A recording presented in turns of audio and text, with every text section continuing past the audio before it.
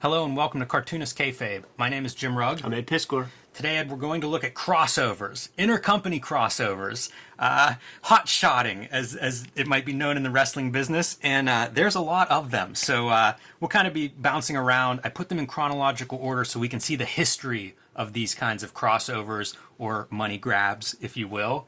But before we dive into this, tell us about Red Room. Let's grab some money and keep the lights on in the Kayfabe compound. Amen. Red Room, issue 1, as of today, is out there on the stands. Issue 2 has just gone to press. Got to thank the Kayfabe audience very much for making this a hit comic, one of the most popular comics that Fantagraphics has ever published. And Murder on the Dark Web for Fun and Profit, that's the subject matter of the Red Room universe, as you can see, for all ages. Probably the most violent comic Fantagraphics has ever published. I think so. Next to Razor Guts, if you remember that one. I do. I like to remind them that they are the publishers of Razor Guts early and often. Comics going to be coming out on a monthly basis for a while. You hit the link tree in the description below, and you'll be able to put in your pre-orders. Or if you have a good shop, get it put on your pull list. It's going to be coming out very, very regularly. And if you want to read the comics ahead of time, go to patreon.com/edpiskor. I have over 100 pages up there right now and put new strips up every Tuesday. $3 get you the entire archive there. You can join me on patreon.com/JimRugg, where you can download my out-of-print, hard-to-find mini-comics and zines. You can see original art for Street Angel and my other comics and see how I make these comics, including scripts, notes, process posts, and much, much more. You can also pick up Street Angel, Deadliest Girl Alive, from Image Comics, wherever you pick up your comics and books, online or at your brick-and-mortar local comic shop whenever you're picking up Red Room. Yeah. Number 2 very soon. So Street Angel, Deadliest Girl Alive, and patreon.com/JimRugg is where to find all of that. Can you put Street Angel up there again real quick, man? This will be like crossover-ish. At finer comic shops, I've been noticing there's Cartoonist Kayfabe sections, man. I like that. That's how you can tell it's a finer comic shop. That's goddamn right, man. So imagine this crossover. Yeah, that's right there. That's good stuff. Street Angel more violent than people realize. Yeah. Just a little bit. Yeah. It's the pink on the cover that's the red herring. All right, Ed. So I have arranged these in chronological order. I figure that might be the thing that makes the most sense because there's not a lot of unity as you go through these, as people will see at home. But one of the first big crossovers that I know of, Superman versus Amazing Spider-Man. This was originally published in this kind of oversized edition that you see Batman versus Hulk here. I don't have this original version of it. Yeah, I have it over there somewhere. But this is the original format, and this was something that was relisted, I think in the 90s is when this came out. But you can see it was a big deal. You know, this was one of those projects that I think everybody gets excited for. It's easy to pitch these kinds of things, right? Hotshotting, man. It's Kerry Von Erich versus Jerry Lawler for the NWA belt. Exactly man. what I was thinking. You know, that AWA trying their last ditch effort to offset WWF's dominance, just bring in all the wrestling territories that exist. And so you can see a creative team here. Ross Andrew is your artist for this, and it looks nice. You know, like clearly they put some time into this thing. It's I feel a like huge that's probably book. Neil Adams, man. It looks very Neil Adams. Yeah, it looks very Neil Adams. 92 pages this original thing ran, so they really were going for it. As they kept making these, you know, they cut back on some of the ambition. I think they realized that the formula is the 2 character names on the cover. Right. But one of the drawbacks with these, and we're going to look at these, I think the success or failure of most of these is based on the art. Because you can't do that much with the story. You're not going to change too much. It's status quo. No company wants their character to look weak or to get less of their stuff in. And so story-wise, I don't find most of these too satisfying, but it's this. It's showcase your character, get a good artist on there, and go to town. Prologue number 2. I'm pointing this out because I find this part funny and something not to do in these crossovers. The sooner you can get those 2 characters on the same page together, the better.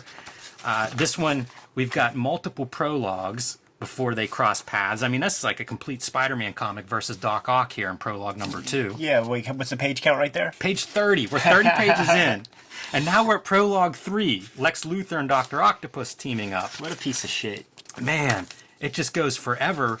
And we finally get to a Duel of the Titans in Chapter 1, 37 pages in. It looks really nice, but I think that this was a new thing for them, and I have a feeling both companies were very, very protective of what was going to happen and how these Titans were going to clash. Had to be a nightmare. There's one funny sequence of, you don't get too much of a fight with these guys. A little bit of, misunderstanding is what usually happens. But at one point, Spider-Man starts trading punches. Looks some really good DeLuca effect. Some of this stuff's very nice. I think this artist is awesome and really came to draw. But this sequence of Spider-Man unloading on Superman and then having like 2 broken hands to show for it, that feels about right. There's also a bunch of these crossovers that we're not going to cover. And in that list, it's mostly because we've already covered them. Superman Muhammad Ali comes to mind. Recently we did Teen Titans and X-Men. So, I would encourage everybody to look through our archives because we have covered several of these big crossovers. And Batman Spawn is not in here because that's going to be a special episode at some point. Marvel Team Up featuring Spider-Man and the Not Ready for Primetime Players. This is Saturday Night Live cast, like, year 1. And Stan Lee is the guy who's doing our opening monologue. And that is 70s full-on Mark Maron Stan Lee. Yeah, man. That's the Stan Lee that has more hair on his head than the Stan Lee of the 50s. Bob Hall is your penciler. Marie Severin is your inker and colorist. But I mentioned Bob Hall because we're going to see him again 15 years later in a little crossover called Deathmate. Yes. Doing some work for Valiant. Draws a hell of a John Belushi. Stan Lee's amazing in this, doing his monologue and just hamming it up. The story is Peter Parker and Spider-Man, or Peter Parker and Mary Jane go to see a live Saturday Night Live filming, and chaos ensues. That's a beautiful Gilda right there. Yeah. Rest in peace. It's really cool. Aykroyd, Belushi, the characters that you know from SNL, you get to see in here. Oh, and that's Bill Murray era? Is that him in the first? It's pre-Bill Murray. But Silver Samurai shows up, and of course he has to square off then with John Belushi's samurai character. Pretty fun. This is a lot better than maybe it should be. Chris Claremont tells the story of how that comic came to be on our shoot interview. Go listen to that. Yeah, perfect. Yeah, exactly. So, Spider-Man and Superman, successful. Let's do more of them. Batman and Hulk, the next 2 in line. Joker background, a scroll. This is good stuff. Jose Luis Garcia Lopez is your illustrator, Dick Giordano embellisher, and I don't know, kind of an unlikely pairing, these two. Maybe your detective and genius Banner are the two crossover parts there, but cool to see the Hulk great big. You're seeing it cropped on the screen because this is one of those Treasury edition sized books, which is great. It feels like this format is built for these kinds of crossover events. Yeah, totally. It's great. Like, just that spread we were looking at. Drawing Joker and the Hulk head is very hard for me because of the weird proportions of both faces. I have to go through toil to get it to work. Yeah, I think that's a good point. And you're going to see these same characters in multiple of these crossovers. We're going to see Joker pop up again. We'll see Hulk pop up again. But again, this is what you want. And they did much better. We're on page 15, and it's Hulk versus Batman. So not wasting 40 pages of intro materials. Everybody knows who these characters are. Get them on the pages together. And I'm impressed that Batman survives the bear hug. Oh, man, his back should have been broken back in the damn 70s. Yeah, if Bane can do it, I think Hulk can do it. Good-looking Batman, though, man. Garcia Lopez can draw. That's a cool one. Cut all the way to 1987 now, and it's Cerebus with the Flaming Carrot guest star. Cerebus 104. This is Bob Burden's Flaming Carrot, and not credited anywhere. It's really strange. I was looking through this issue, preparing for this episode, and it's like, I think Burden might be drawing the Flaming Carrot, might be doing the lettering. Definitely. Not sure why he's not credited more, but the Flaming Carrot guest stars here and there. Several Teenage Mutant Ninja Turtle crossovers with Flaming Carrot. Staple of the 80s, and Bob Bird's a hustler, man. Like, somebody told me a story about how he called up a publisher and said, there's some pretty spectacular left-handed artists in comics. Like, what if we do an anthology, right? It's Robert Crumb, it's Jaime Hernandez, and it's me. All left-handed artists. We'll call it the Left-Handed Anthology or something like that. And the publisher was like, one of these things is not like the other. I had no idea all 3 of those were left-handers. I know Man, I from should that know, anecdote. like, I should. I feel like I should know Crumb and Jaime. So, pretty good crossover there in that there's a lot of it. You know, sometimes in these crossovers you don't get as much with the characters. Again, for intro purposes, storytelling purposes. Yeah, and there's a lot of that. And that Cerebus, that's in one of the volumes. I think probably volume 2 of the Church and State volume. So like that is that book 4 of the big phone books.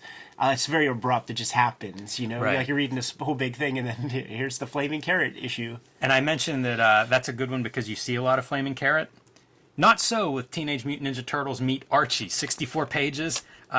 64 pages maybe in this comic, but only 20 or so with Archie and the Turtles together. I don't know what the deal is with this one, because after this initial story, we get away from the Archie part, and it's just Turtles. So it's kind of a... I have no idea why this is. You know, like Archie was publishing Turtles, and maybe this was a way to goose some Archie sales. Because Turtles are hot. Yeah, I'm sure that's what it is. You could put them in. Part of the reason that I brought this along is because the second story is Don Simpson doing the Teenage Mutant Ninja Turtles. You know what? I was going to guess it was art by Anton Drek. Like it looked really close to Wendy Whitebread. Yeah, it's very true, Ed. Very good eye. Yeah. Spotting these art styles. Listen, man, I'm not good enough because Don Simpson. I was wrong. I like Don Simpson's art, and I like his Turtles. It's very kind of a different take on the Turtles. Looks good. Is that Wingnut or Screwloose? I don't know who that is. There was silhouettes. you saw that floating cow head, and you see Wingnut and Screwloose. Like there's an issue where Steve Bissette draws splash pages of all these auxiliary weirdo characters. Man, I don't remember what I have a copy floating around here. How about this? You could buy Turtles animation art that they're selling, Oh Jesus! and Christ. out of not Mirage Studios, but somewhere in Ohio, Right, that makes Hasbro sense. or somebody gets hold of that stuff. Yeah. Yeah, just imagine how much of that shit. I think it's 5-6 seasons with like 30 episodes a season. Yeah, I've gone down rabbit holes on eBay where I end up looking at like cell art, you know, different animation art, because there's so much of it. Like you can find almost any animation art because of the volume. I keep my eyes on a couple of things that are near and dear to my heart. Can never find a good enough piece that's affordable. Do you need to shout that out? Yeah, right. Godzilla versus Barkley. People who are into like the weird comics, this often makes lists of weird comics. Dark Horse, 1993. Maybe Barkley's MVP of the NBA that year, somewhere around then. Maybe in the finals against Jordan for Phoenix. What was it? What were they selling when he slam dunked on Godzilla? I don't even remember. I just remember the commercial. No idea. Burger King? No idea. I didn't even know there was a commercial. This is the only thing I know about it. What? That's weird, man. Yeah, So that must have come first, and that would be why you would have this comic. totally. That answers some questions for me. This reminds me a little bit of Art Adams' Godzilla. It Like does. whoever this is really lifting from those comics, I think, a lot. And Barkley, I think, is just fun. Like imagining, you know, knowing where Barkley is these days, and he's continued to be in the spotlight and to be this big personality. It kind of makes this comic a bit cooler. It's a Nike commercial. Well, hey man, Barkley gets enlarged, and then of course the way they're going to settle it is on the basketball court. So, what comes first, the commercial or the comic book? Who knows? I mean, Nike works with a lot of their ad people work with cartoonists and illustrators, so maybe that relationship goes back, you know, several decades. But it's a series of them playing basketball in different places. Yeah, Jack Nicholson, who not canceled. This one, we'll just put our thumb over here. Right. Very strange comic, and I guess it is a Nike commercial, right? Even the comic book, we're selling some sort of new tennis shoes. I also like seeing this stuff. All the ads that are in the backs of all of these Right. are fascinating for like what time period this is and when it's coming out. This would have been, I was buying comics from the comic shop at this time. Don't remember this comic at all. You know, it was many years later whenever we're pointing out like the weirdness of it that it gets on my radar. Yeah, no doubt that Wyden Kennedy has some hand in that. I pulled a couple of these Savage Dragon Turtles crossovers. Eric Larson has a hand, I guess, in bringing the Turtles to Image Comics. And I think to help promote it, you have them guest star in the Savage Dragon. So Savage Dragon versus Teenage Mutant Ninja Turtles. This is issue 2. Talk about Yes. hot-shotting, man. You know, you get a nice big bump on your issue 1 ongoing series. What do you do for issue 2? Bring in the Turtles. Team up the Green Dudes. Yes. So it's fun to see that. I think Larson inked some of those Image Comics, Teenage Mutant Ninja Turtle comics. At least the first issue, I'm pretty sure that he inked. But a lot of Turtles throughout there. And then same time period. If Image gets to do one, then Mirage gets to do one. And this happens with a lot of these intercompany crossovers. Both sides get a chance. And this is Michael Dooney art doing the Turtles Savage Dragon. He's a Kayfaber, man. He pops in. He might have some insight. He can tell us about what it's like trying to draw Dragon's Fin in the early 90s. Doesn't draw a bad one. A tall task. But it is a pretty fun pair-up, you know, Image Comics being creator-owned, Turtles being the poster child for that. So pretty good team-up. Magnus and Nexus. Magnus also crossed over with Predator, with Lee Weeks doing the artwork. And at this point, we're in 1993, and most of this remaining stack is going to be 1993. So when comics are good, you see this. Whenever they're bad, you see it.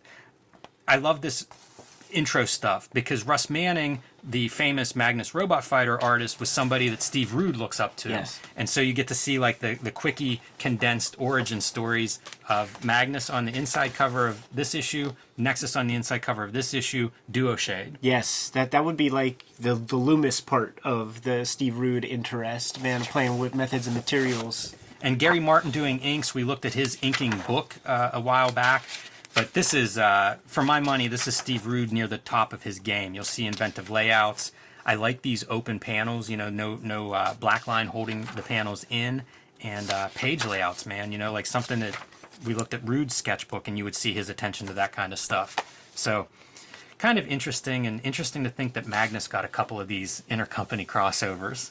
But not the only oddball that has a few of them. Martial Law versus Pinhead. Love it. Very cool. Kevin O'Neill, before, you know, League of Extraordinary Gentlemen, did tons of these martial law comics. They're all worth your time, you know, at home. So I would definitely encourage check those out. Pat Mills, who we have a shoot interview with, the writer of martial law, and just Extreme. Extreme before, well, Color Outlaw comics, I suppose. I always think of Judge Dredd, and I'm surprised there's not a martial law Judge Dredd crossover. But you see him punching Pinhead in the face, which seems like the most damaging thing you could do to somebody that has a bunch of nails sticking out of their head. Yeah, and you kind of see him. He's just faucet bleeding after that happens. This is a two-issue part series, and I only have the first issue, but I wanted to show off like some of the cooler artwork that's in here. And really, all this stuff is really strong. It's Kevin O'Neill. You can't go wrong with Kevin O'Neill. Batman Grendel. So I mentioned, you know, at the top that I think the creators are a big part of what makes these things successful or not. Matt Wagner doing Batman Grendel, this is probably, for my money, one of the better of these crossovers that we're going to show off. Wagner, of course, creator of Grendel, has done several Batman stories over time. I see shades of like Batman Year One. This is early 90s, but I think it goes back to the 80s because I think there was legal issues that kept this from coming out for a long time when Kamiko goes down. Seemed like Grendel was frozen for, 4 or 5 years as they sorted all that out. Right. But this is exactly what you want. It's Batman versus Grendel. Grendel shows up in Gotham City, perpetrating crimes left and right, getting Batman's attention, and he's there basically to toy with Batman. You know, it's Grendel's personality, if you will. Look at that Toth-like lettering. There is a lot happening in this comic. Yeah. You know, there's stuff that I think you could reference. Toth is a good one. There are multiple stream of consciousness or multiple narrators that we're seeing throughout this text, which makes me think of Miller and Batman Year One. But his page layouts are stunning. And I'll skip to this. I don't know if money shot's the right word, but that's one that I would always see in the promos. Yeah, that's sick. Really badass. Says a lot about Grendel as a property, where DC would deign to allow, you know, their star character be with creator-owned character. Yeah, and trust in Matt Wagner too. Long relationship working with DC, going back to the 80s. Like I said, 1993 for this. Popular enough that this spawns a sequel, yes, crossover series as well. So this one's pretty good. I had a little ash can of it from the time period, like a Wizard or Hero Mag ash can. Very, promoted heavily at the time. Here we go. There's going to be a full video on Deathmate, so we won't spend too much time on this, but this was the Deathmate tour book, and it's like metallic inks and shit for a tour book.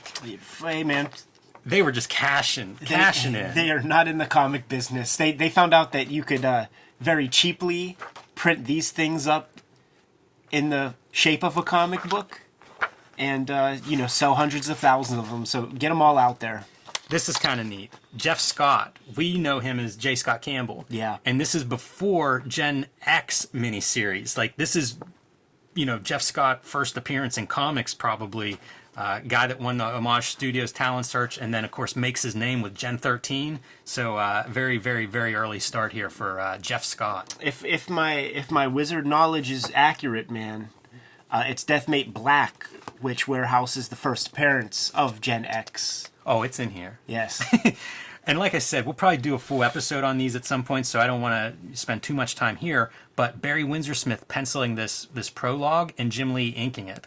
Kind of cool. It is cool. We've seen Jim Lee express in interviews his admiration for Barry Windsor-Smith, so that has to be kind of a dream team-up. And the story here is that Void and Solar basically kiss, and it wrecks the two universes, mashes them up. Whenever you go through these comics... And people Part only 2 by Rob Liefeld, by the way. This is perfect illustration of it because we just went through the Valiant stuff. You could tell where the Valiant color comes from and where the Image color comes from really easily. This is kind of cool Liefeld art. Yeah, because it's all money shots. So Valiant did 2 of these. Image did 2 of them. You never see Turok cooler than that right there. And they mash up the characters, I guess. Although it's very inconsistent from book to book. Like, the creators had different ideas of how this worked. Yeah, and good luck reading these shits. Yeah, for sure. There was our Gen 13 cameo. Yeah. Mark Silvestri's part of the Deathmate Black at this time. Greg Capullo has pages in here. So, Wills Portacio. If you like the Jim Lee Wildstorm homage style, this is kind of a fun book for that purpose. And again, you get into it, and it's what's the back cover? It's ad for a crossover within Wildstorm and Mark Silvestri. Yeah, that's Cyberforce. That's the homage one. It's so funny seeing like so many of these have additional ads for additional crossovers. So many of these books, not just the Deathmate stuff, but there you go for your contrast ed. Yeah, the Valiant ones. Like, is this blue, silver? Like, blue. The ones Magnus and Brigade teaming up. The ones we gave a fuck about, rough. Black and red. I can promise you that I paid $0.25 for this book. Yeah. Cyberforce is really funny seeing them. Drawn by, like, Don Perlin or somebody. Yeah, the Valiant version of the Image characters. Wow. Yeah. It's even, like, trying to do that kind of Image storytelling. Big splashy dynamic images that aren't big splashy or dynamic. No. So we may get deeper into these at some point. Deathmate Red is your Rob Liefeld version. The Extreme Studios. Right. Jeff Masudo, couple Merritt Fraga pages. Michaels, Fraga, Mark Pacella. So unfortunately, it's a time before Chap Yap, I guess. Yeah, he should. I guess it must be right before he shows up. He was working on Team Youngblood at the time. He's listed in the tour book. So I don't know what the deal is, but it's also time before Stephen Platt. Definitely before him. What's fun about this one is that Rob Liefeld keeps all the good coloring for himself. So whenever he does pages, like, he'll commission Kiko to do his coloring. But when it's like Jeff Matsuda, he's gonna get like one of the other guys to do the coloring. Troll ad on the back. Man, I drew mouths like that troll, for years afterward, man.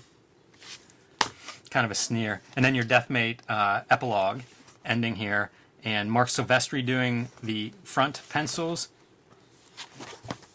They would pair them with weird inkers too, although Bob Layton inking. That makes sense. He was like the top creative guy on the Valiant staff at the time, was an inker. Invented metal texture in ink. And yeah. What he will be known for. And then the backup section, Marvel's head honcho, Joe Quesada, with Scott Williams inking him. I wonder if that's a little bit of a recruitment. Joe Quesada would have been one of the more interesting Valiant artists, I think, at this time period. Yes. Doing things like Exo Manowar Zero and there was Ninjak. Ads, there was ads for Ninjak on some of those earlier ones. That's pretty fun. Boy, that was one of those just super hyped. Like, was there a more hyped crossover, Ed, by Wizard Magazine? It's Totally. the apex of a certain version of Wizard Magazine and the speculator boom. Worlds Collide. This is your milestone crossing over with DC Comics, which was kind of different because the milestone, even though DC published them, there was kind of a separate entity that controlled them. So I don't know whether this was to juice sales. I mean, I assume that's what every crossover is for. But that's what you're getting here, and you can see, a variety of creators involved. Big deal to do a crossover of this sort. John Paul Leone drawing these opening 18 pages, who we recently lost. Kind of a beloved creator and a very interesting stylist, but started out around Milestone, or at least did a big chunk of Milestone work early in his career. You can see this is newsprint too.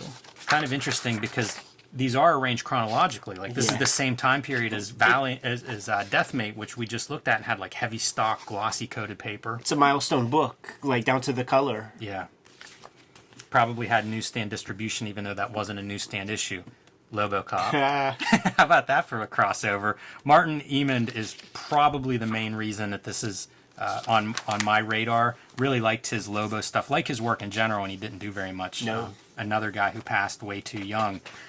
But always thought he did a good Lobo. It's outrageous, which is what you want in Lobo. Really has the Corbin vibes. Yeah, extremely exaggerated anatomy, and everything is interesting to look at. And in this story, they put his brain into a robot. I love this hot rod so much. Yeah, that's sick as hell. I think it's just badass. That's a fireball car. But there you go. That's what you're buying Lobocop for, is frag all crims. And of course, by the end, Lobo wakes up inside the machine, a la Robocop, and has himself transferred out, and then does a bit of a lobotomy on the doctor who created the Lobocop part. That's the lobotomy scene. That's fun. Martin Emond that guy was talented. I pulled out Shadowhawk number 14 because it's 1963 crossover. So everybody who watched our 1963 videos and longed for more, this is probably as close as you're going to get to the idea of the 1963 characters coming into a contemporary Image universe. And Valentino doing your story and art in these issues. And you can see that digital color of the time period being applied to the 1963 characters. So not quite the annual that we all hoped for, but possibly closer to that original annual's vision. Yeah, a little something, something. Yeah, and that's an easy one, relatively easy to find. Once again, whenever you get one of these intercompany crossovers, you often get two of them. Because what's better than making money once? Making it twice. Well, one company has to get their nuggets, the other company has to get their nuggets. Barry Kitson doing the artwork on the DC chapter of this, and he was a guy I would always kind of see listed as, one of their hot artists, top artists, and it's not bad, except for the parts whenever you actually see Batman. Whoever thought this was a good Batman character design? Like, come on. Yeah, so dumb. Transformers, Batman. It's awful. It's one of the worst costumes I've ever seen in my life. And when you have these kind of crossovers, fuck your continuity. Just to have that was a smart thing that McFarlane did. Well, it's a smart thing that Chuck Dixon and John Romita Jr. and Klaus Janson did. Yeah. A very smart thing. And this is some money stuff. So this is about the time that Romita Jr. is doing Punisher Warzone, I'm guessing. I loved his version of Punisher. Was always big and badass looking. Good broken noses. Very blocky. And then you get to see him doing some Batman, which was a real treat. Like, John Romita Jr. up to this point had done all his work at Marvel as far as I know. So see a DC character with his drawing, it's awesome. It's like the first time you saw WrestleMania 8 when you saw Jerry the King Lawler show up in WWF for the first time. And a pretty good Joker. Another one of those Romita, a chance to see Romita drawing these characters he never gets to draw, at least up to this point. And then you realize that Punisher's Rogues Gallery is weak as hell. Yeah, there's no Joker on it. But pretty fun and, glimpse of things to come. 1994. Speaking of Punisher, talk about how popular Punisher was back then. He's crossing over with Archie. Guns at the School Dance, baby. Unbelievable. Bat and Lash is your writer. John Buscema's doing the Punisher art and Stan Goldberg doing the Archie art. This is a shame because the printing is sort of messed up. You can see some halos around the ink line, It's ridiculous. There's a guy who looks like Archie is the story, and Punisher goes to Riverdale to get his man. This guy that looks like Archie selling drugs. Could be Starchy from the great Mad comics. That's hilarious. They dropped the ball by not having it be Starchy, but it's so ridiculous to like juxtapose these two things together. I mean, I think it's a smart move to have somebody doing, Stan Goldberg doing Archie, because it really accentuates the difference between these two characters. Punisher gets a drop on Archie and fortunately realizes that that's not who he thought it was at the end of his Uzi. How absurd is this? Yeah. I don't know how you would explain to John Buscema, okay, so what we want you to draw, Punisher with his Uzi up Archie's nose. Shadowhawk, Vampirilla, Creatures of the Night, text cover. Yes. Awesome cover. Unmistakable. Very cool. And Jim Valentino's your writer-artist inside. Not as cool, but there are some good shots, stuff like this. There are several of these 2-page spreads where he's really kind of showing off both characters. Who knew there was a different Shadowhawk costume? I think there's several. Ed, we should know this stuff, man. Oh my, dude. I thought you'd Shadowhawk like has that. AIDS. What happens to Vampirilla? Yeah, what happens, man? I guess she's got some. She needs to get tested. Thought you'd appreciate that. Speaking of Valentino, man, that's a pretty ambitious drawing in the Yeah, it background is. there. There are a few comics that I have in here of vampires. We looked at this briefly. This is the John Byrne crossover. I think he was doing Jack Kirby's Fourth World at DC at the time of this, which makes him perfect for this kind of, doing all the Kirby characters of Fourth World. This one I put pretty highly. I think it helps that Byrne is both writer, artist, and I think likes all these characters. Yeah. He's a Kirby mark, and he basically gets to play with Kirby here, bringing in Silver Surfer and Galactus and Darkseid. Kind of good. This is probably one of the outstanding ones in this bundle. How about this, man? A return to Conan for Barry Windsor-Smith, 1995. Basically wrapping up his Rune series at Malibu and the Ultraverse. Story and art Barry Windsor-Smith. Eric Hope is the colorist. That surprised me because this looks very watercolory to me. Yeah. And 95 is too early to be doing this kind of stuff digitally. All right. I think it looks really good. It's probably Barry Windsor-Smith's studio. Like, he probably works closely with this guy in order to get this look.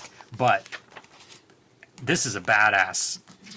Like you find this in a 50-cent box, you want to grab it. Really strong stuff. Rune is this, like, god of death who shows up in this ancient world. As soon as he's nursed back to health, they find him with steel armor, like, ripped open, like he had barely survived a very, very vicious attack of some sort. They nurse him back to health. The first thing he does whenever he's healthy, bites off the head of one of the servants who is treating him. His jaw, like, double hinges open like a snake, and I love that idea of, like, he would just consume, eat the thing. But, man, it's what you want from Barry Windsor-Smith, right? That excessive line work. And just that attention to figure drawing that he commands. And whenever you get your Rune and Conan battle, pretty good stuff. I like the coloring a lot. Not too many comics look like this. Even Storyteller isn't quite like this. Whenever he starts Storyteller up, I don't know, I think that's his next project, so a year or so after this. Rune looks really good. Pretty cool. And over the top. Just excess. This was the other Savage Dragon Turtles crossover. And Simon Bisley. So always nice whenever you get these crossovers and then you get something extra like Simon Bisley doing some art for that crossover. Eric Larson inking over top of Simon Bisley. I think this was the cover for Jim Lee did the Teenage Mutant Ninja Turtles toys. Do you remember those weird things? Yes. And a Savage Dragon. They would have a little mini comic in there. This was the cover for at least some of that packaging. But that's great. Yeah, it is. I think they're plugging the body count, the Simon Bisley, Raphael, Casey Jones crossover. Spawn, I included this one. It's not really intercompany, but it's Savage Dragon crossing over with Spawn, Greg Capullo, Todd McFarlane drawing him. Boom. One of my favorite versions of Savage Dragon. Unbelievable. Badass. Savage Dragon did not look like that before Greg Capullo drew him.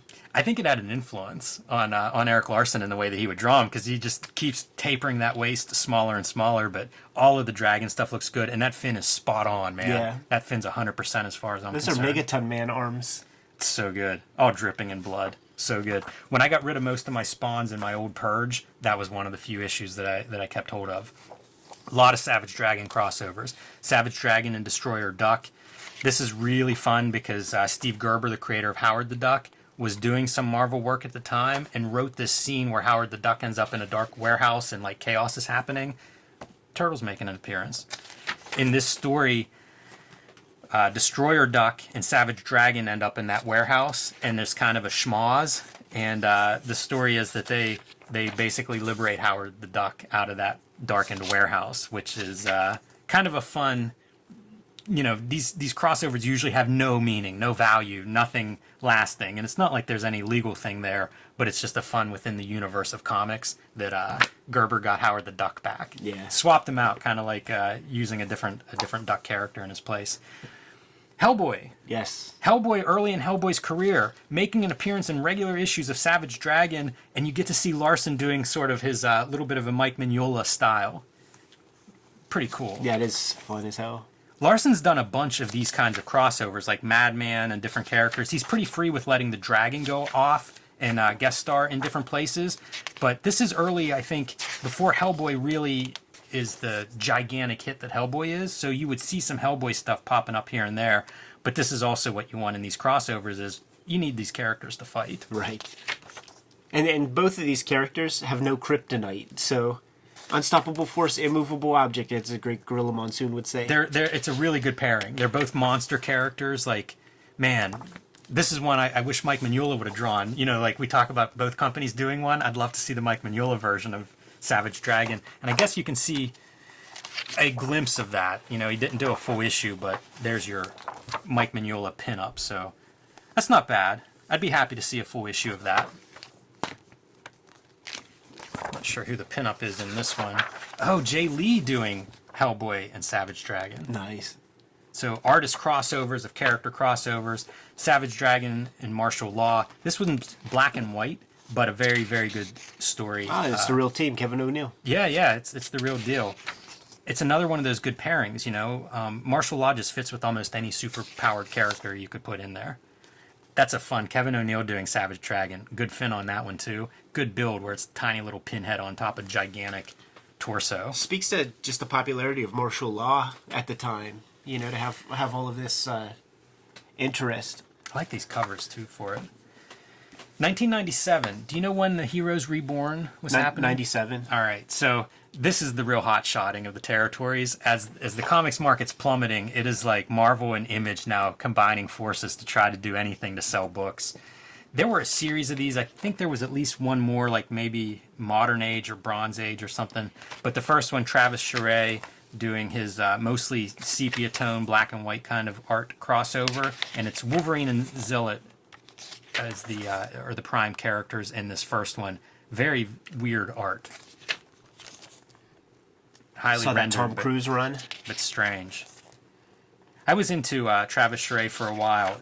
As he moved into more like the marker stuff, I got less interested. I liked his cartoonier stuff from earlier, and this was kind of bridging that gap. But came out, I was super excited because you didn't get very much of his art by this point. And then Jim Lee doing the big Silver Age one with the Neil Adams cover. They all had multiple covers, so you know there were Jim Lee covers out there. And this time we're flipping around to this is your Silver Age X-Men team. Nick Fury making an appearance. Seems like Jim Lee has a soft spot for Fury. He's good at it, man. And Cool Cash, of course, Grifter, is the Wildcats character that we get to see in here. There's a lot. This is pretty good Jim Lee. Yeah. Like, it's very dense, and I don't know, 40, 48 pages, something like that. Putting on the Grifter mask. Fun panel. But he's really, putting a lot into these pages. The most unfortunate pose that you're ever going to see. Makes me wonder if he was referencing porn for that image. Right. Like, it's really out there. Mostly Scott Williams doing ink. It's like the Jim Lee team for the most part on these. But lots of panels, again, not calling it in. Again, Image Marvel. There were also like X-Force and Youngblood and Cable and Prophet, I think, had one. Yeah, and Stephen Platt, I think, penciled one of those. This is cool because it's Del Keown is coming back to the fold with Peter David. Del Keown, of course, I first noticed him on Incredible Hulk, and then he goes off and does Pitt. Does Peter David eat a little humble pie when he writes Image? I don't know the answer to that. I know that it doesn't look like either of these guys are too invested. There's your best panel is the Crimson Masks that they color brown, Right. maybe to appease Marvel. Dookie masks. But it feels like this is a little bit of a softer version all around in terms of rendering is what I mean by that. You know, it's not the ridiculous over rendering that you see in the beginning, and using this image for your cover. Yeah, Del Chio started taking a powder. Yeah, I feel like after issue 1 of Pitt, he got distracted. Easy to get distracted. That's true. If you make a couple $1 million. No doubt about it. This is pretty good. This is early in Mike Allred. You know, before I think Mike Allred becomes the mainstream guy that he becomes. It was this, and then there was a more Untold Tales of Spider-Man annual with Namor and Human Torch, and then he started doing more mainstream stuff. This is Red Rocket 7 era. Yes, it is. Yeah, this is 1997, which is another one of these big years for this, which I think is the collapse. He does some cool stuff. Like there's a mashup in this first issue where it's like Superman and Madman have this, where they're crossing over, where they get up, like their molecules switched or whatever, but it's a chance for him to just do some fun characters. But the great news is that doesn't last. They're unsorted quickly, and we continue to get to see like Superman, Madman crossing over, what you would want. And it's great that they give him so much control. I bet there's an editor that worked with him that allowed this to happen. Because, yeah, Jamie S. Rich and Bob Schreck, I think, both work with Allred through the indies. But Laura Allred doing the coloring. Mm-hmm. So it's the Madman team. You know, it really is like Madman's version of Superman. Pretty fun. This is actually, I think, a good pairing, because I think Allred loves these kind of like classic superheroes. Take a look at these pages. Allred never draws like standard front-on view of character. Like the characters are always moving in different angles, and I just imagine that he does gesture drawings of every single pose you see, because you just never see the straight-on pose that we all know and draw ourselves. You never see a side view. It's all way more animated. Yeah, animated's a good word for it. Like Allred, but I mean, like he's pretty early here. You know, you think of the stuff that he's done in his career, and that's a big one to give him the keys to Superman. It would have been around issue 9 or 10. It would have been around the issue of Madman with the Alex Ross cover, because like I scooped those up like as they came out, and it's like, you know, my first pull lists and stuff like that. Gen 13, Gen X, Art Adams. Nice. There's a bunch of Gen 13 crossovers. Yes. But Art Adams is always a welcome. Again, you judge these by your artist. Was that Falling Water? It's close, right? I thought that too whenever I was going through it. I guess not. Certainly the same time period. I don't know who this character is. It's that one Gen X character. But it looks really good. Is that its name? M-Plate? That's a whack-ass name. That can't be his name, right? Wow.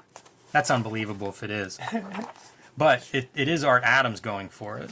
He never doesn't go for it, except on the last page of every issue he draws. This will not be his last Gen 13 intercompany crossover, by the way. But there's so many of these freaking things. Story Brandon Choi. Brandon Choi hung around a lot longer than Hank Canals. Luckiest man in comics.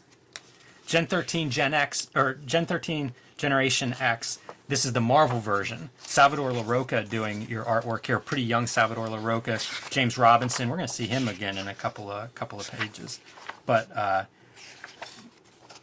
I was out at this point. Yeah. You know, like I look at this stuff and I recognize he's a good artist, but it's a very different style than what I was used to. But I think it speaks to, they were trying everything. You know, whenever you're doing Generation X crossovers, I mean, you know, that's pretty far down the list, right? Right. Well, not at that time. Maybe not. That was a huge book. Gen 13, Monkey Man and O'Brien. Art Adams back on the Gen 13 a year later. And this is 2-issue series. I only have issue 2 here. They switch dimensions with like an evil, kind of, their counterparts are evil and they come to regular Earth, and Gen X goes to the evil dimension or whatever. This one feels a little bit more like phoning it in. You know what? Like, this has a different inker, and I do have the first issue, and I think it's stronger. That could be. But you see very sparse in a lot of the backgrounds. Oh, yeah. The number of panels, much less dense. And this could be Art Adams. I think he's writing this, too. So that could explain some of the changes between, like, the Generation X version. Generation X versus Dracula. I don't know if there's anything... Oh, this is Tom Coker art. I like Tom Coker. Kind of an interesting cartoonist. Has gone through several phases of what he draws like. I think he's pretty good. But the fun part of this is Dracula likes drinking mutant blood. You know, there's a little something extra in there. Couple more platelets. I think these characters look really cool in this version, and you know, it's a crossover. It's what you expect. You can only get so much out of it, but it's fun to see old man Dracula next to the young mutant team. Right, that's that Jack Palance Dracula. Yeah, I think it's a good way to approach a crossover like this, where you're trying to show as much variation as possible. Wildcats Aliens mostly include this. 2 reasons. One, Kevin Nolan, this is like his I guess his second Aliens crossover that he's doing finishing art. On top of Chris Sprouse is kind of neat, because Sprouse has that squeaky clean style, and sometimes Nolan will add a little bit of like hatching and some detail that you don't usually see in Chris Sprouse. This is Warren Ellis writing it, and it sets up like Authority and Planetary coming out of this. That's kind of, most of these do nothing. This one kills a bunch of the Wildstorm characters. I think that's how they got Warren Ellis to write it. Do we know if Fuji makes it? I have no idea who makes it, Ed. I haven't actually read this. I'm just giving you the context. I mostly just look at it to see Chris Sprouse and Kevin Nolan drawing the xenomorphs. I hope Backlash survived. Pretty fun. It's weird because Nolan does several of these Aliens crossovers where he's just doing like finished art. Do you remember this? Batman, Hellboy, and Starman. 2 issues. Starman. James Robinson writing it. He was writing Starman at the time to much acclaim. It's funny because I think you have to throw Batman in. I don't know who requests Batman, but Batman's the first part of this story. He's in issue 1 quite a bit. You see the Joker, Mike Mignola at full power at this point, teaming up to try to stop some Nazis. But as they reached the end of this issue, Joker's creating trouble, and Batman can't go with him to South America to fight the Nazis, and that's whenever Starman joins the team. And so issue 2 is like Batman and Starman. I don't know if we even see Batman in issue 2. It's hilarious. Look how dynamic that is. That feels very atypical for Mike Mignola. It's like foreshortening, going back into this void. Yeah, and that idea of like moving background and static character. But it is, it's Mike Mignola doing all your artwork, which is awesome to see. But there's... Hey guys, can I come play? His dad got kidnapped. The old knight got kidnapped by the Nazis. They're doing some sort of magic ritual. But here's the sign-off. Like, Batman's appearance in the second issue is just page 1 in the daylight, by the way, where he's like, yeah, I'm not going to go with you guys. I can't handle it. That's funny, man. How weird is that, right? Yeah, it's super funny. And that's a shorter cameo appearance than Punisher in that last issue of the Walt Simonson, Art Adams Fantastic Four. It really is. Of course, they put him on the cover too, so gotta get your Batman, sell some books. Incredible Hulk versus Superman. We saw him go against Batman. Now we're going to get to see him take on Superman. I bought this because Steve Rude was drawing it. Yeah. And it's really good. This is another one that feels to me like a standout. This is set early in the Hulk's story, so you may recognize this as a pretty famous Kirby panel of the Hulk, but it's that early Hulk, much different than he would become later, with Peter David writing and stuff. But this is when this is set. So early in Superman's career, early in Hulk's career, everybody's there. Steve Rude draws everybody wonderful. Betty, Thunderbolt Ross, they're all great. The only one that's weird is your Lex Luthor with the I don't know what kind of bald pattern that is, but the horseshoe or something. Wraparound sideburns. Yes, and the orange is also part of it. Not far from Bozo the Clown. The kicker in this, I read the Peter David Hulks. I was into those. Also, they have the Robot Hulks, which was part of that original early run. Everybody had advanced robotics in Marvel. Doesn't make sense how, but they all had it. But one of the creatures that he fights, one of the Hulks, is the robot. But the very end of it, we're watching the news, and what happens is Betty had died from radiation poisoning in Peter David's run, and that's what Lois and Superman are sort of lamenting. And I thought that was really strange that they would include that part. It's a real context for when this issue comes out, because it's after her death, and it talks about sort of like the end of the Hulk eventually. Essentially, they needed to increase the pixel range by 2. When they colored that panel. Yeah, this is 1999, so you're getting some of that digital coloring, but it's still like some of the print production stuff has not been worked out, because that's something that was common, and it's so unfortunate. It could be the paper too, the plate slipping that way. We've been going through some stuff, and the matte paper the non-glossy paper would react weird sometimes in the offset machine. Yeah, I could see that. Roger Stern, the writer on this, and I think he does a good job. Milgram inking. It's an unusual. I don't know if Milgram ever inked him in anything else.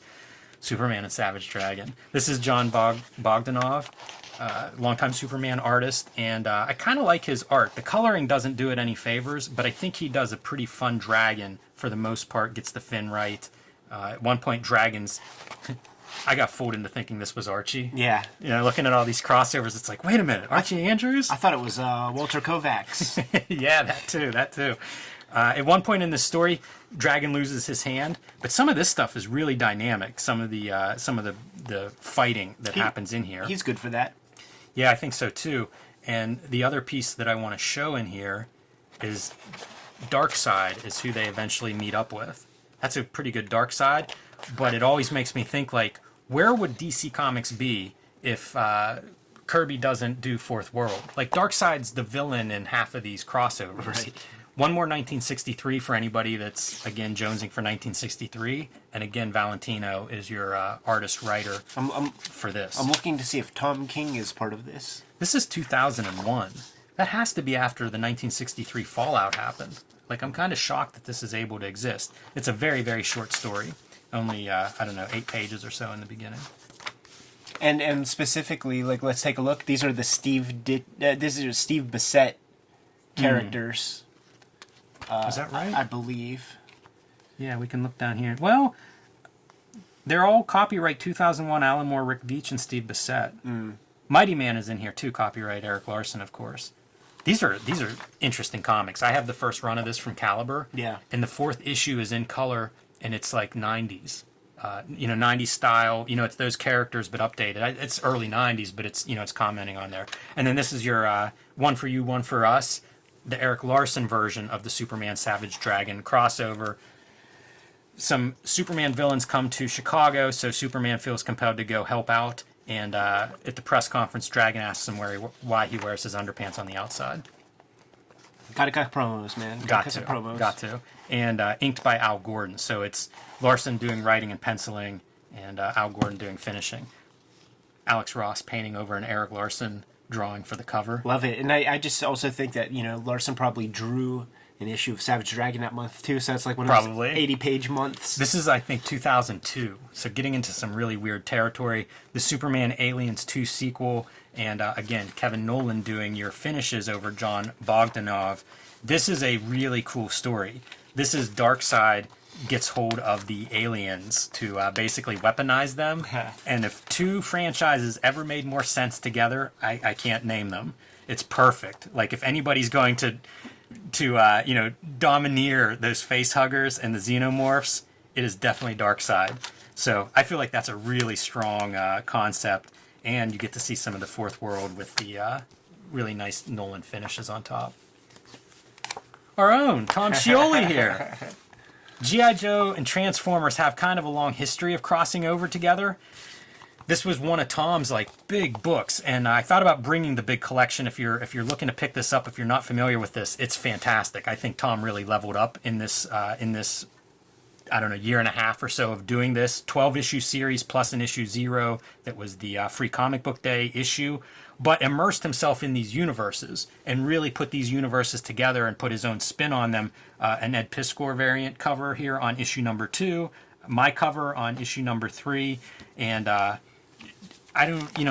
this is also this would be the one to show off the Free Comic Book. I always like that as a really strong opener, but they should at least see Snake Eyes get his head blown off by Cobra Commander. That's fair. I think the artwork and this stuff too is whenever Tom really kind of levels up art-wise. I mean, look at what he's drawing. Like, all these characters, every page was kind of laid out like a poster almost. This is the second iteration of this comic, by the way, because when he basically does quick and dirty versions of the comic, or just sketchbooks and stuff.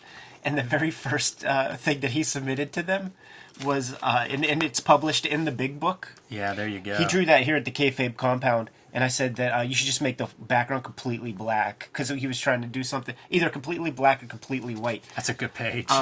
Fighting on the cockpit, fighting on the airplane cockpit. Yeah. So it's a story of G.I. Joe searching for Osama bin Laden. And it is published in the big hardcover, so I'm not talking stuff out of school. Yeah, that's really neat.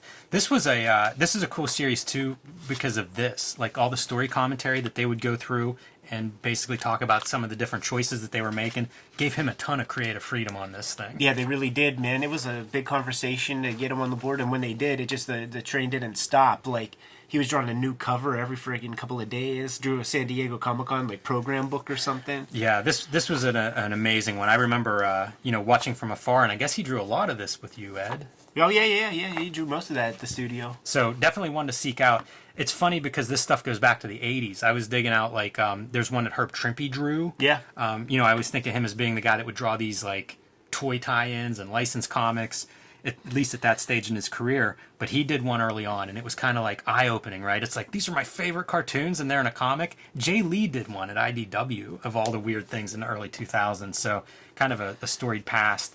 And the most recent piece that I pulled out are these Spawn issues that Eric Larson and Todd McFarlane comboed on plot, script, layouts, pencils, and inks. Crossover of characters. So this is kind of like the Image X month. And again, we have a series of videos that goes through all of those. But they were working on each other's art, just like passing this stuff back and forth, I guess digitally, and drawing on top of it and adding things. And boy, it's a weird mashup. They kind of cancel each other out and turn into, some studio guy. Yeah, it's very bizarre. There'll be little snippets of like a figure that looks like one or the other of them, and then the rendering's just all over the place. What's the date on these? These are 2016. It was not that long ago, and I think there's maybe 6 or 8 issues. I think it was maddening for maybe both of them, and ultimately didn't work out for very long. But it's that kind of...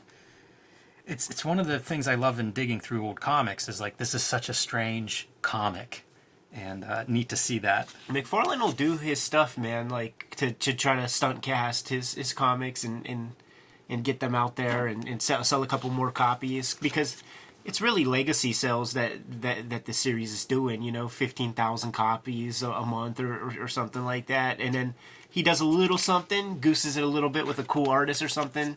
He'll hit some numbers, and then it'll trickle back down. That feels very Larson-y. Yeah. So that's a pile of crossovers, Ed. And honestly, there's probably 3 or 4 times that many more still out there. A couple that we'll spotlight, and several that we've shown off in the past. So if you guys like these crossovers, I think there are some good ones worth looking at, and we've got videos of those. Batman Judge Dredd by Simon Bisley is one to check out in our back catalog. You know something I've been saying in the ink streams and stuff whenever I'm putting pages together is that there will never be a legal resolution in Red Room like comics. The bad guys get away with everything because it's going to require a superhero to kill my guys. So we need to get these numbers up, man. Because I know exactly how Spawn will kill Poker Face. I need to see that. Yeah. So we do need to get these numbers up, everyone, and send some of your emails to Todd McFarlane. Start planning that idea. Yeah, that's got them right. And Street Angel, who would Street Angel match up with? Predator. There it is, man. I always wanted to do a Predator crossover whenever it was at Dark Horse, and I may have waited too long on that one. Listen, man, is the Street Angel book still in shops? It is. Let me send these guys on their way, man, so they could buy these comics, goose our numbers to make it attractive to these people, to let us make our crossover comics. I agree. Kayfabers, like, follow, subscribe to the YouTube channel, hit the bell. We'll notify you when new vids are available. Jimmy, what's out there, man? Join me on patreon.com/JimRugg, where you can see how I make Street Angel, lots of original art. You can also download my hard-to-find out-of-print zines and mini-comics on patreon.com/JimRugg. Red Room comics are out there in the wild, man. You guys have made a hit comic, but we could always do better. So go to your shop and scoop those issue ones up right away so that we can launch into reprints and have some more stuff to brag about. Every 4 weeks these comics are coming out, though. So get it put on your pull list, support the comic, and if you don't have a good shop in your neighborhood, then Grubhub that stuff through Fantagraphics themselves, man. Hit my link tree in the description below this video, and you could pre-order up to 4 issues as we speak. Subscribe to the Cartoonist Kayfabe e-newsletter at the links below this video to keep up with everything we have going on and coming out in 2021, a very busy year for Cartoonist Kayfabe. You can also find Cartoonist Kayfabe t-shirts and merchandise at the links below this video. Jimmy, We got to go call Uncle Todd. You got to go call 20th Century Fox. Go give these guys their marching orders, man. We're going to be on our way. Read more comics.